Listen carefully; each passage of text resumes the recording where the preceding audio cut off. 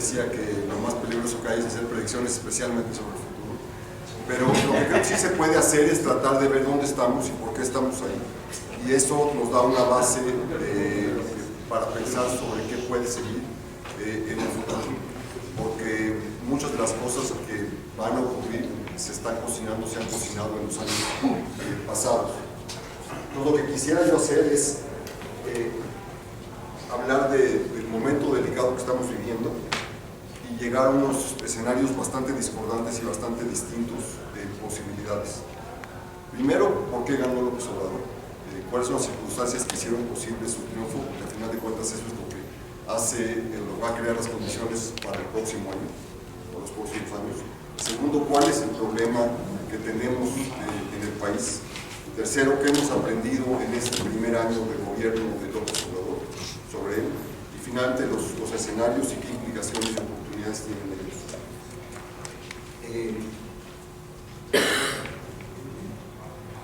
Primero que nada, lo evidente es que López Obrador no ganó por su agenda. Ganó esencialmente porque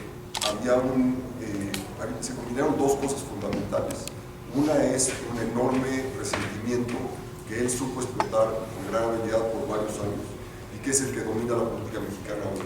Odio y resentimiento son los dos vectores emocionales que caracterizan a la sociedad mexicana actualmente.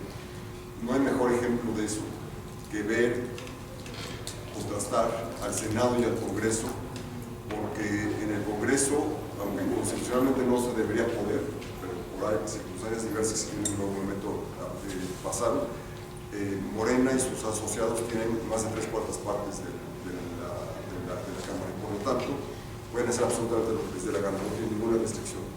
En el Senado no tienen mayoría absoluta, pero no tienen mayoría de 2/3 partes. Hay un grupo de 43 senadores de la oposición, pero que a veces se han comportado, han jugado juntos, otras veces no han jugado juntos. Pero el punto importante e interesante es que el Senado es tiene que negociar, porque si quieren sacar las cosas tienen que negociar con alguien. Todos los cambios constitucionales que quería Morena, hasta el último, la semana pasada, en la revocación del mandato, el grupo de 43 jugó parejo, y el último se dividió, y por eso sí se aprobó esa legislación tal como la quería, casi tal como la quería Morena. Pero lo interesante es ver que el verdadero lugar donde hay pleitos es el Congreso, porque los pleitos no son entre Morena y los demás, sino son dentro de Morena. Y esa es la parte interesante que nos anticipa que va a venir después. Morena no es un partido político, Morena es un movimiento, Morena es una coalición de personas de enorme diversidad. Hay lugares y por qué no así es. Morena es un grupo que tiene gentes de derecha y gentes de izquierda, gentes que vienen del PAN, gentes que vienen del PRI o del PRD, gente que viene de la guerrilla y gente que viene de las lomas, gente que viene de grupos de choque y gente que viene de grupos violentos. Es decir, es una diversidad enorme. Y López Obrador, si algo tiene como característica personal, es que no tiene un dejo institucional para nada. Si algo, su objetivo es destruir instituciones, no construirlas. Y esto es no nada más para lo que ya existe, sino también en lo personal. Él no va a construir un partido, él no se va a construir en un partido, aunque se ha dedicado en alguna medida a tratar de resolver o de más o menos administrar los conflictos dentro de Morena. En realidad lo que ha hecho es dejar que Morena camine por su propio paso y ha incluso advertido que podría dejar y abandonar el partido. Pero vuelvo al punto de inicio. La agenda de López Obrador era esencialmente, o lo que decía que era su agenda, era corrupción, pobreza, falta de crecimiento económico y desigualdad. Esos eran los temas que él planteó. Yo creo que lo fundamental esos son los temas de México. Pero si ustedes ven lo que está haciendo López Obrador, no está trabajando en ninguno de ellos. No es eso lo que le interesa. Lo que está haciendo es concentrar poder, concentrar capacidad de tomar decisiones para después, por su propio peso personal, lograr que se cambien las cosas. ¿Por qué cree eso? Él tiene una cosa que más o menos lo articuló en la campaña diciendo lo siguiente: hace 50 años la economía mexicana crecía, el país vivía con tranquilidad y no había violencia. Hoy tenemos violencia, hay enorme tranquilidad y no hay crecimiento suficiente. ¿Cuál es la diferencia? Una presidencia fuerte. Por lo tanto, si yo reconstituyo una presidencia fuerte, todo lo demás se alinea. Eso, por supuesto, es un silogismo falso, además de que es un silogismo histórico, porque lo que cambió en estos 50 años son tantas cosas en el mundo. Si hubiera funcionado bien aquello, pues nunca hubiera cambiado. Cambió porque no hubo alternativa, cambió porque las circunstancias forzaron al país a que cambiara. Y las circunstancias las vivimos, casi todos estamos aquí. A partir de 82, ya no hubo alternativa más que cambiar, porque lo que se había hecho en los años anteriores era ya insostenible. Si quieren, luego me meto cualquier detalle que les interese. Pero un factor fue el resentimiento y el odio y demás. El otro factor fue el gobierno de Peña Nieto, que exacerbó todos los ánimos que había en el país. ¿Por qué lo hizo? Por una razón muy simple, porque es el primer presidente, en los últimos 100 años al menos, que vino directamente de ser gobernador. No tenía ninguna experiencia en el plano federal, no tenía ninguna gran capacidad o interés de aprendizaje.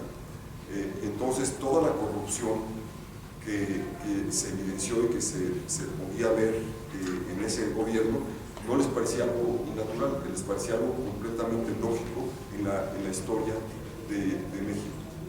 Me explico.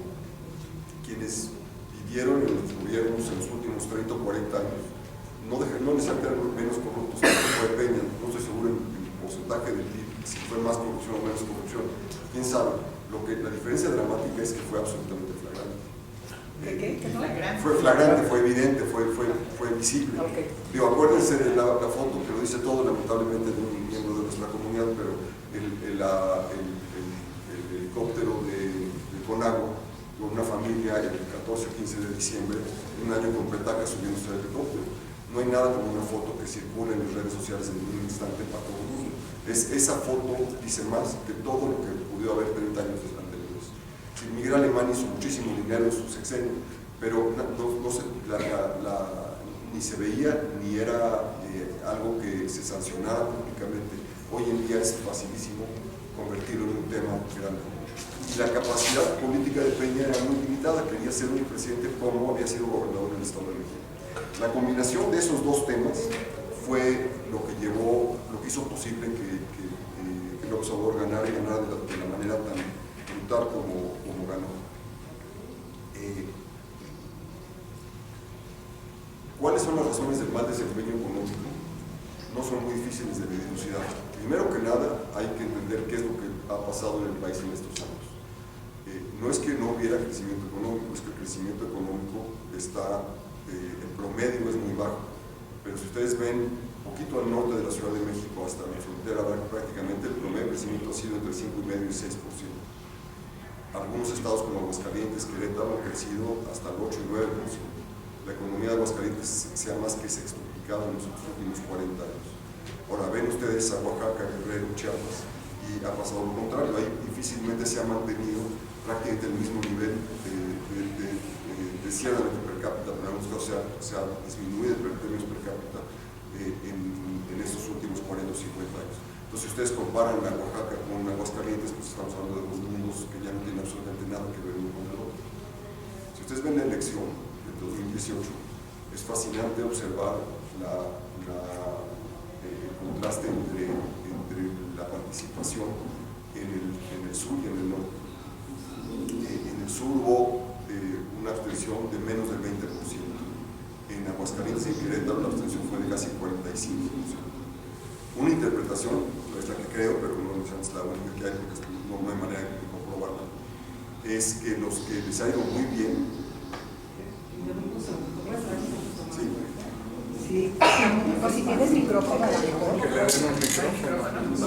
Una explicación posible de.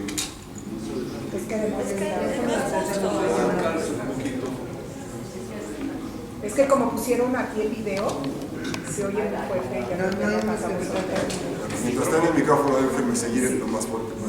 Sí. Una explicación posible de esta diferencia es que quienes han sido exitosos en Querétaro, Guanajuato también es uno de ellos, Aguascalientes, lo que quieren es que esto vaya más rápido. Y los que no han sido exitosos dicen yo también quiero ser parte de ese éxito. Y yo creo que es la parte más natural. Y López Obrador lo que hizo fue, primero no tuvo buena competencia y la competencia fue destruida por el propio Peña, porque Peña lo que hizo fue, por una parte, perseguir durante la campaña a Anaya y por otra parte puso un candidato que nunca levantó. Probablemente hubiera sido el mejor presidente en el sentido que tenía las mejores capacidades, pero simplemente como candidato nunca logró entender que tenía que romper con Peña para empezar y nunca hizo eso. Cualquiera que sea el punto, lo fundamental es que López Obrador logró convencer a suficiente gente de que esto tenía que cambiar. Y si suman ustedes el resentimiento histórico, que es enorme, y es resentimiento con todo, resentimiento contra los empresarios, contra los americanos, contra las libertades que la gente tiene. Es un tema también dentro de Morena. Algunos entre ellos se dicen, tú no tienes derecho de hablar eso porque porque tú no has vivido estas cosas que yo sí he vivido. Es fascinante ver simplemente los pleitos dentro de ellos, son bastante parecidos a un microcosmos de lo que vivimos todos los demás, todos los días. Por otra parte, las reformas mismas fueron reformas poco articuladas en los años pasados, o fueron reformas que te respondían a una lógica coherente, las reformas económicas, pero tenían un defecto muy grande. El defecto era que se habían diseñado para no tocar intereses cercanos o importantes de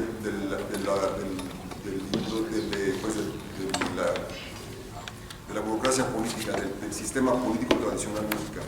Entonces se libera, por ejemplo, se impone todo el sector industrial, todo el sector manufacturero de bienes reales, tangibles, pero no los servicios. Y eso lo que causó, a lo que llevó, es a que un empresario tuviera que competir contra un japonés, contra un coreano, contra un chino, con un crédito más caro, con seguros más caros, con telefonía más cara que lo que competían aquellos. Esas diferencias hicieron que fuera mucho más difícil adaptarse para una parte importante de la economía mexicana. Si ustedes ven hoy en día, según algunos cálculos, como 85% de la producción industrial en el país es producida por algo así como el 15% de las empresas, y como 85% de las empresas producen como el 15%.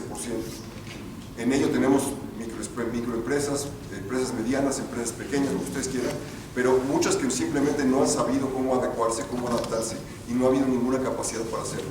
Ahí en la crisis del 94 produjo en un enorme desbalance, desequilibrio en la manera de conducir los asuntos públicos, porque hizo imposible o simplemente no condujo a que hubiera programas para que todo el mundo se adaptara y se adaptara rápidamente, como los canadienses sí lo tuvieron. En fin, el punto es que se juntaron las cosas para producir el resultado que ya todos conocemos. ¿Qué hemos aprendido en este primer año? Primero que nada es que todo es sobre López Obrador. No hay nada que no sea sobre él. Es un activista, no es un ejecutivo. Es decir, no es una persona que le interese conducir los asuntos públicos, es una persona que quiere mantener su activismo político, que quiere mantener a su coalición y quiere mantenerse él como el centro político en el país. Es fascinante cómo funcionan sus secretarios. Tengo un secretario, uno de sus secretarios amigo mío, y me dice: nunca he tenido una chamba en la que cada 24 horas me redefinen mi chamba. O sea, en la mañanera le vuelven a establecer cuáles son sus prioridades, entonces se las cambian todos los días. Entonces, ¿cómo puede planear, cómo puede trabajar con él? Es profundamente antiinstitucional. Es mucho más un líder moral que un líder de cualquier otro tipo. Desprecia, aborrece a los tecnócratas. La ironía de esto es que los tecnócratas serían justamente sus mejores aliados, porque fueron los que hicieron las verdaderas reformas, son los que hicieron los cambios importantes en los últimos 50 años, son los que tuvieron que luchar contra los intereses políticos que no querían que se abrieran todas las cosas. Lo interesante es que si él estuviera dispuesto a juntarse con los que pudieran llevar a cabo los cambios importantes del país, sería una asociación mucho más lógica que la que él considera. Para él, sin embargo, todo lo que pasó de 83 en adelante fue equivocado. Si se pudiera cancelar todas las reformas de 83 en adelante, él cree que se restablecería el viejo orden que funcionaba. Una manera de verlo es que trae un programa en forma de conducirse muy parecido a Salinas, pero totalmente opuesto en sus objetivos. Salinas lo que quería era concentrar poder para poder llevar a cabo reformas que pusieran al país en el siglo XXI. Lo que quiere hacer López Obrador es concentrar poder para poder echar para atrás todas las cosas que a su juicio no funcionan. Por otra parte, tiene un dejo pragmático que no hay que despreciar. No es una persona, como dicen, que coma lumbre, no es una persona que quiera cancelar todo lo que funciona. Sin él,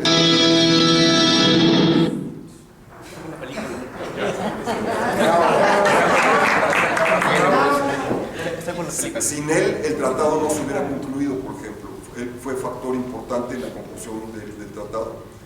Cuando hubo el asunto de los gasoductos, que Bartlett, con absoluta ignorancia, metió al terreno político, finalmente algunas personas convencieron al observador de que ese era un error, que era primero que no iba a ganar y segundo que le iba a salir carísimo.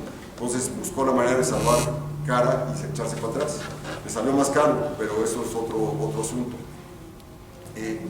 La pregunta es qué va a prevalecer, si el predicador o el pragmatista. Segundo cosa que hemos aprendido este año es que el gobierno es un completo desorden, pero tampoco tiene mayor interés de ordenarlo. Tiene una gran visión de lo que él quiere lograr, pero no tiene un plan para llegar allá. Más allá de concentrar poder y de conducir, criticar y atacar y burlarse, no tiene un plan consecuente para lograr cosas. Sí, para concentrar poder y para mantenerlo, ese sí es un plan real. Entonces, ha llevado a cabo cambios legales muy profundos, constitucionales, muchos de ellos que nos podrían afectar a todos, como los que tienen que ver con la parte fiscal, eventualmente, pero todos son para lograr un objetivo que es casi el opuesto a lo que se buscó en los últimos 40 años, que es hacer todo mucho más discrecional como era antes. ¿Por qué discrecional? Porque a los funcionarios, a los políticos, a los burócratas les encanta tener instrumentos discrecionales porque les da la posibilidad de decidir lo que quieren. En un país serio, en un lugar donde las cosas funcionan, hay reglas claras y si uno se apega a las reglas, si uno cumple con las reglas, no hay ninguna razón por la cual vaya a dejar de ser reconocido como tal. Lo que han estado haciendo es acumular suficientes reglas para que en cualquier momento puedan usarlas discrecionalmente y crearle a un enemigo político o a quien ellos quieran un ataque, convertirlo en víctima de algo. Entonces, el problema de la discrecionalidad es que se convierte en arbitrariedad con mucha facilidad. El caso fiscal es evidente. Tercer punto que hemos aprendido es que Morena tiene, como les decía yo antes, conflictos eternos, conflictos profundos. El contraste entre el Congreso y el Senado es evidente. La primera prueba, y es donde está concentrada toda la política mexicana hoy, los priistas, los perredistas, los panistas, algunos con más seriedad, algunos con más capacidad, algunos con más habilidad, todos están concentrados en qué va a pasar en el 2021. Y el objetivo último que todos quieren es que Morena no gane la mayoría. Todo lo que se trataba, la revocación del mandato, era sobre eso. López Obrador lo que quería es estar en la boleta en el 2021. ¿Por qué quería? Por una razón muy sencilla.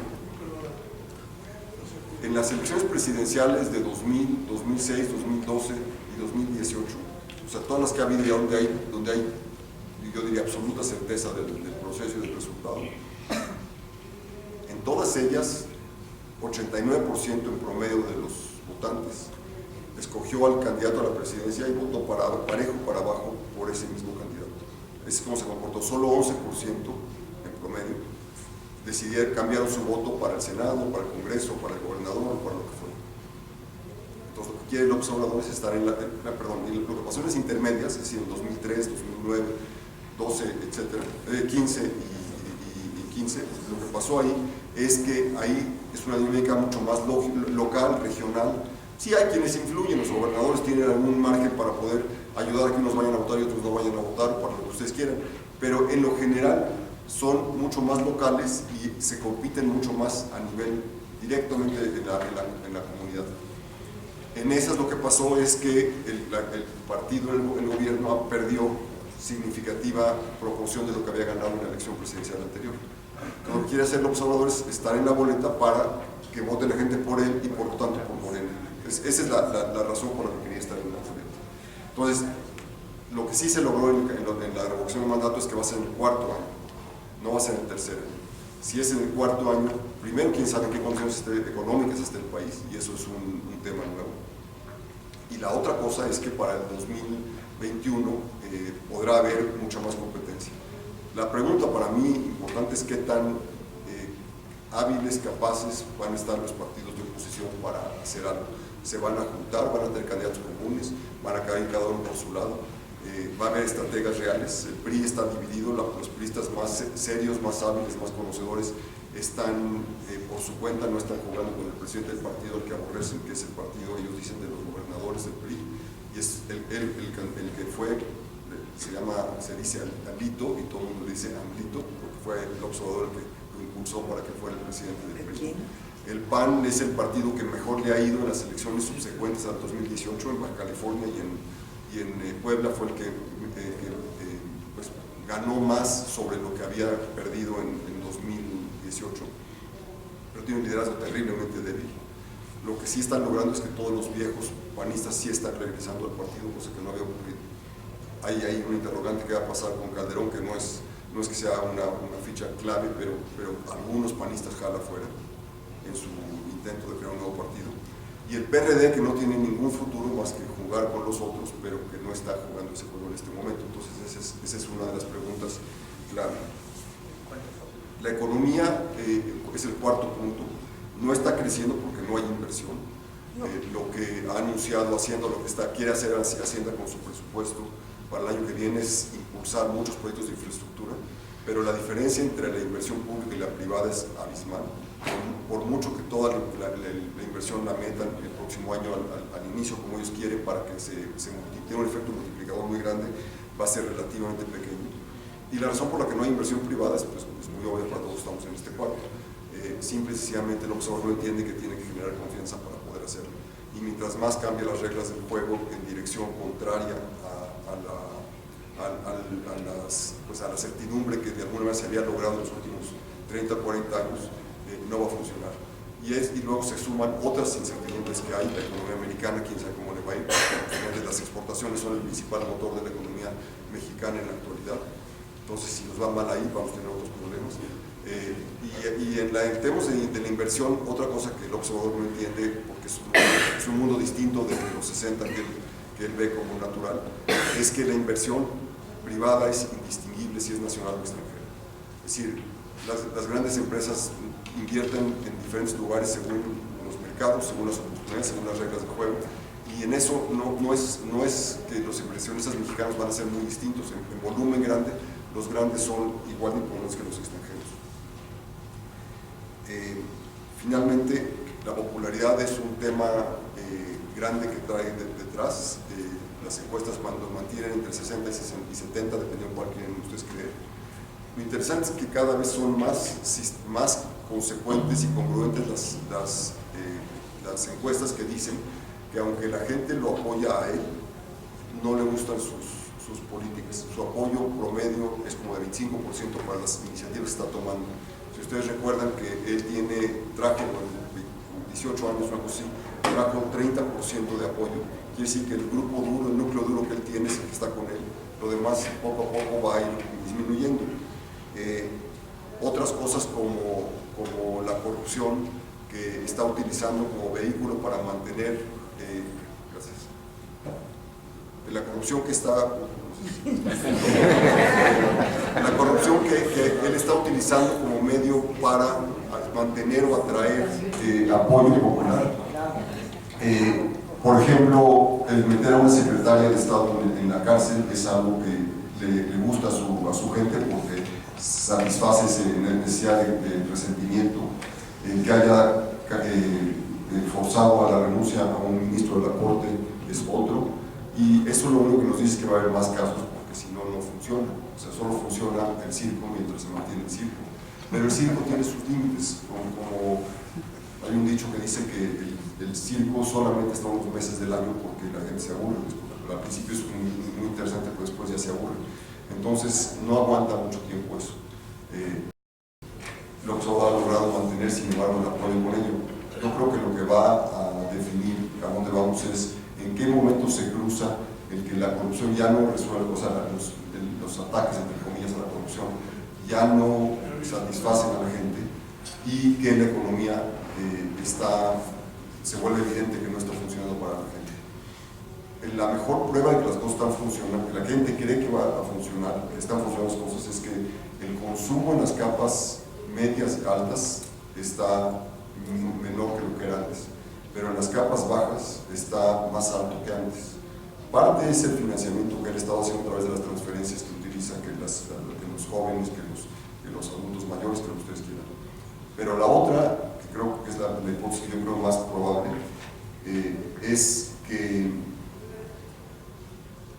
la gente que tiene expectativas positivas gasta más. Entonces muchos de los estamos aquí no estamos gastando más porque tenemos expectativas negativas. Pero eso es lo que gran divide. En algún momento, si no, las expectativas no se satisfacen, en ese momento las cosas empiezan a cambiar. Entonces, ¿qué pasa después? Tenemos déjame hablar de 3 escenarios para el futuro y la lógica de cada uno de ellos. Primero, México sí requiere reformas muy profundas. No es que haya que cancelar reformas, hay algunas que tienen que hacerse. Hay un estudio que todavía no se publica, pero que ya leí buena parte de él, que compara a las comunidades oaxaqueñas en Chicago con sus familiares y sus localidades en Oaxaca. Y lo interesante es que saca lo que para mí ha sido muy obvio mucho tiempo, pero no lo había visto ya con números. Y es que una vez que se liberan y tienen un mundo de reglas claras y transparentes, la gente empieza a ser tan buena y tan hábil como muchos otros, y muchos empresarios de términos relativos muy exitosos en Chicago, que no podrían ser exitosos en Oaxaca. Entonces la primera pregunta es ¿por qué Oaxaca no está funcionando? Lo que se necesita es hacer cambios en Oaxaca, cambios fundamentalmente políticos en Oaxaca. La CENTE es un buen ejemplo de todo lo que impide que haya otras actividades exitosas. Hay un proyecto, por ejemplo, de cultivar fruta en Chiapas para tener presencia en la costa este de Estados Unidos, tenemos una gran presencia en la costa oeste. Entonces, lo que se requeriría es una carretera de unos 120 kilómetros para conectar con la que lleva a Puerto Progreso y de ahí poder exportar la fruta. Bueno, es un proyecto que tiene más de 20 años y no se ha logrado hacer esa carretera porque hay suficientes intereses locales fuertes que simplemente prefieren tener control absoluto del metro cuadrado que tener 1% de 1 millón de metros cuadrados. O sea, estoy diciendo en términos metafóricos. Pero el punto es que hay cosas que sí se tienen que hacer y lo que solo sería excepcional. Tiene la legitimidad, la habilidad y podría ser el gran liberador del país. Desde luego no está pensando así, pero la pregunta es qué va a pasar cuando se atore el carro. Y hay 2 posibilidades de que se atore el carro. La primera es porque la economía no funcione. Yo creo que eso es bastante evidente. La otra es que pase algo que él no tiene, que las circunstancias externas lo provoquen. Y déjame explicar de qué se trata esto. López Obrador tiene absoluta certeza, y lo dice directamente con frecuencia, de que lo peor que le podría pasar al país es tener una nueva crisis financiera. Para él, la crisis del 95 fue absolutamente formativa en su mentalidad. Alguna vez me dijo, cuando hablaba yo mucho con él, que esa crisis destruyó familias, y la gente perdió casas, coches y refrigeradores, fueron las 3 cosas que dijo. Y lo último que el país debería tener es una crisis como aquella, porque eso destruye la malla social y hace imposible el progreso de cualquier tipo. La pregunta es ¿qué provoca una crisis? Él lo que tiene claro en la cabeza es que tiene que mantener un equilibrio fiscal, porque eso es lo que le evita. Eso era cierto en esa época, sin duda. No estoy seguro que sea absolutamente cierto ahora. Entonces yo creo que el primer escenario es qué va a pasar el día en que la economía no esté creciendo y la presión de todos los que quieren, por una parte, bajar tasas de interés, por otra parte, el que el gobierno mismo gaste mucho más, invierta mucho más, entre en un déficit. Y yo lo que creo es que si las ciudades llevan a eso, yo creo que es una probabilidad alta el próximo año, lo que él va a hacer es paralizarse y no querer moverse más, porque va a tener por una parte la promesa vaga de que eso va a resolver los problemas y la certeza por otro lado de que eso puede llevar a una crisis, y es lo peor que él quiere estar asociado con ambos. Ese es un escenario. Un segundo escenario, que es el que hubiera una crisis financiera como la que conocemos de los años 70, 80, 90. ¿Qué provoca una crisis financiera?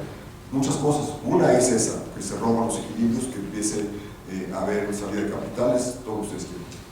Otra es que la razón por la que hay estabilidad en el mercado cambiario en la actualidad nada tiene que ver con lo que está haciendo el observador. Él puede creer que eso es que tiene que ver con él, tiene que ver con dos cosas muy sencillas. Es fundamentalmente el que hay fondos internacionales que siguen invirtiendo en el papel del gobierno, y en la medida en que sigan invirtiendo en el papel del gobierno, eso hace que haya entradas de capital suficientes. De por sí, el gobierno tiene, por lo menos en los números oficiales, tiene superávit, entonces tampoco está emitiendo mucho más deuda nueva. Pero al margen de eso, que es terrible, un país como México debería estar endeudándose, es decir, debería estar aumentando la inversión y utilizar la deuda para invertir, pero eso es otra historia. El problema de esto es que ya las calificadoras son clave para los fondos de inversión. Yo hace poco hablé con el presidente de BlackRock, que es con mucho más grande de los fondos invirtiendo en México, y me dijo, la razón por la que estamos invirtiendo es muy sencilla, es porque las tasas de interés la diferencia de las tasas de interés es tan grande, lo que llaman carry trade, que es extremadamente atractivo. También me dijo inmediatamente otra cosa, me dice, no hay que perder de vista que nosotros tenemos 6.8 trillones de dólares de activos en la administración. Dice, esos son 5 veces la economía mexicana. Entonces dice 85 billones en México. Pues si nos sale bien, está bien, pero si sale mal tampoco pasa absolutamente nada. Entonces la perspectiva de ellos es totalmente distinta de la que de una persona, una empresa que tiene sus activos en México. La razón por la que están invirtiendo es por la diferencia de tasas y porque las calificadoras siguen dándole grado de inversión al gobierno. Las calificadoras mismas han estado titubeando en los últimos tiempos. Yo creo que lo de Pemex, la calificación de Pemex es cuestión de tiempo, porque si ellos lo han dicho en público, que si no cambia radicalmente la estructura financiera de Pemex, no va a haber manera de mantener la calificación de Pemex. La del gobierno, yo no he oído a nadie que diga que está a punto de caer de 3 escalones. Entonces yo sí he oído a una de las calificaciones que dice que probablemente va a bajar uno. Eso no cambia el perfil. Ese es por un lado. El otro lado es, cualquiera que haya visto cómo operan los mercados financieros, hay chavitos de 24 o 25 años que están en una mesa de dinero y ven cualquier día puede pasar, y yo me ha tocado más de una vez verlo, no por México, pero no me verlo físicamente por México, pero lo he visto, en el que aparece en la pantalla de Bloomberg, aparece una noticia sobre que hubo un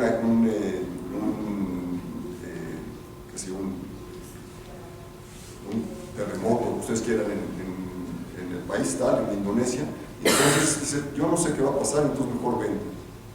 Y el de enfrente le empieza a decir, bueno, ¿qué sabrá él que no sé yo? Y esto en un momento puede provocar una corrida que puede no tener absolutamente ninguna trascendencia en el origen, pero que en las consecuencias es absolutamente brutal. Entonces, si a eso le suman el que por lo menos 2 de los miembros de la Junta del Banco de México quieren bajar las tasas de interés, y es razonable que se quieran bajar las tasas de interés, están altísimas, pero la razón por la que está viniendo esa inversión que mantiene la estabilidad es por las tasas de interés. Entonces, la única manera de bajar las tasas de interés es generando confianza que atraiga inversión, y entonces ya no es por el diferencial de tasas, sino porque haya interés de invertir en México. Pero ese salto ya es un salto demasiado grande para los que están en la administración económica del país hoy. El tercer escenario, entonces el primer escenario es que se paralice. Yo creo que en las situaciones que estamos es el más deseable, yo diría que es como 50% de probabilidad. El segundo es que haya una crisis, y ese, dependiendo de quién le crea uno, o que vean los que están en los mercados. Estuve en Nueva York el lunes pasado, y cuando dije 50 y 40, me dijeron, yo los invertiría. Eso fue lo que me dijo uno de los operadores grandes del mercado. El otro escenario es el que finalmente el observador se dé cuenta de que por donde va no va a caminar, y que se ilumine, que cambie y diga, vamos a hacer lo que habría que hacer. Y como les dije antes, él sí tendría la habilidad y la capacidad y la legitimidad para hacer cambios verdaderamente profundos. El problema de él, hay una frase que utilizó mucho en la campaña, dijo, yo siempre pienso igual, pero actúo según las circunstancias. El problema es que siga pensando igual. Si sigue pensando igual es irrelevante cuáles son las circunstancias, pero ese es el factor al que nos tenemos que apegar. Entonces, el próximo año va a ser un año muy importante y no quiero decir decisivo, pero va a ser un año importante, va a ser un año significativo, simple y sencillamente por una razón, porque las cosas no van a poder sostenerse como se han sostenido este primer año. Una cosa es darle un tiempo de gracia, otra cosa es permanentemente estar en esas circunstancias. Voy a pararle ahí, encantado de contestar cualquier pregunta que tengan. Sí, el aspecto económico es muy importante, y además, ¿no crees que también que el de seguridad es el que lo puede llegar a bajar su popularidad?